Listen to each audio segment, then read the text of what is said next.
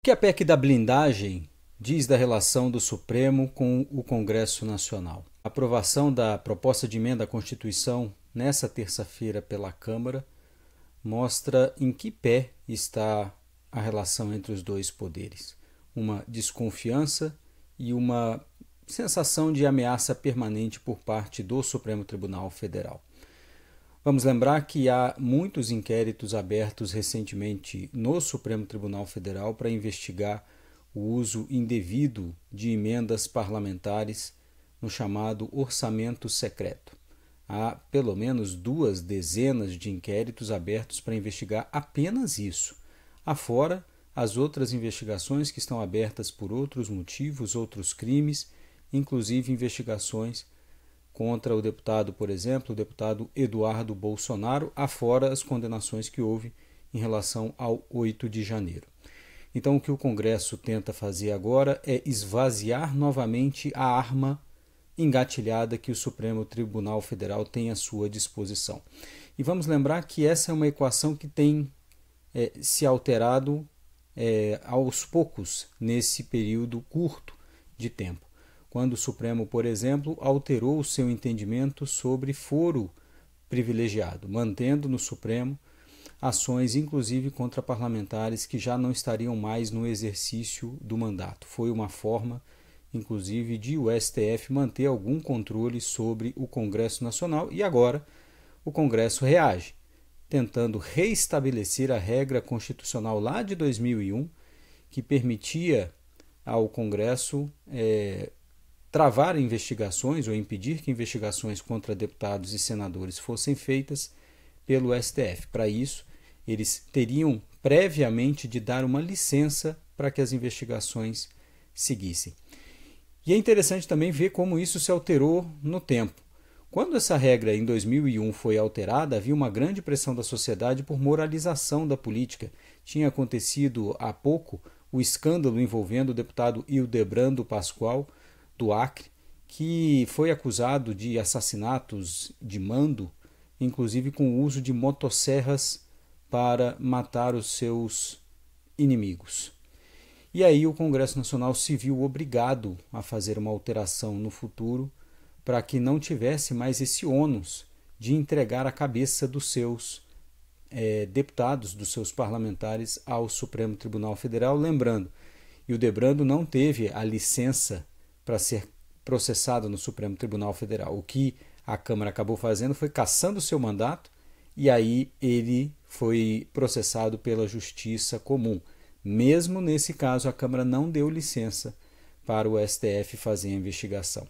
E é interessante que num caso recente em que o Supremo decidiu essa questão do foro, todo esse histórico envolvendo a licença prévia para processar parlamentares foi lembrada pelos ministros do STF, especialmente o ministro Toffoli, que lembrava que o Supremo sempre foi acusado de impunidade, de ser responsável pela impunidade da criminalidade política no Brasil. E ele lembrava que só a partir de 2001 o Supremo e a Procuradoria-Geral da República puderam processar livremente os parlamentares sem essa necessidade de autorização prévia, e ele inclusive expôs números, de que até 2001 pouquíssimas, se não me engano, 6 ações penais tramitaram no STF, ou seja, as licenças do Congresso para o processamento de parlamentares eram mínimas.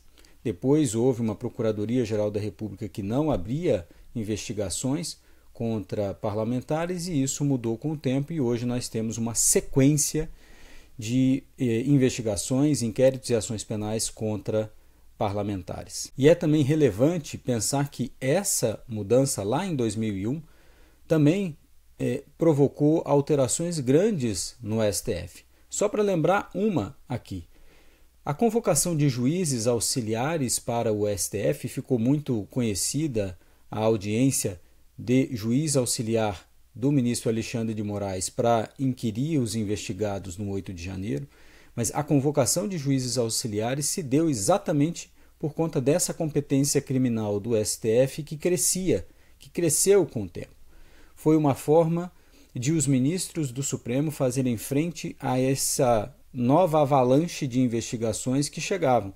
Os ministros não tinham condição de, sozinhos, instruir as investigações e processar todas as provas e todos os processos que estavam chegando aos gabinetes, e para isso houve a convocação de juízes auxiliares. Portanto, para ver como também o Supremo Tribunal Federal se adaptou a essa nova realidade. E é interessante perceber que, se essa PEC da blindagem for adiante, primeiro a Procuradoria-Geral da República terá redução do seu trabalho, porque, por mais que possa fazer as investigações, levar adiante as investigações até para que as provas não se destruam, mesmo sem a licença, ela não vai poder nem denunciar, nem acusar parlamentares se não houver essa autorização prévia do Congresso Nacional. E também é de se pensar se essa competência retirada ou esvaziada do Supremo Tribunal Federal também não vai fazer com que o tribunal tenha, por exemplo, de mudar a realidade desses juízes auxiliares, abrindo mão da convocação desses magistrados. Claro, o Senado muito provavelmente não vai levar essa proposta adiante, e isso já foi falado pelo presidente da Comissão de Constituição e Justiça do Senado. E mesmo que fosse, penso eu que há grande chance do Supremo, assim como no caso da anistia, declarar inconstitucional essa emenda. E aí já há, em julgamentos recentes, ministros que falaram sobre esse assunto, demonstrando que há uma jurisprudência e um pensamento do STF em favor das mudanças que foram feitas lá em 2001.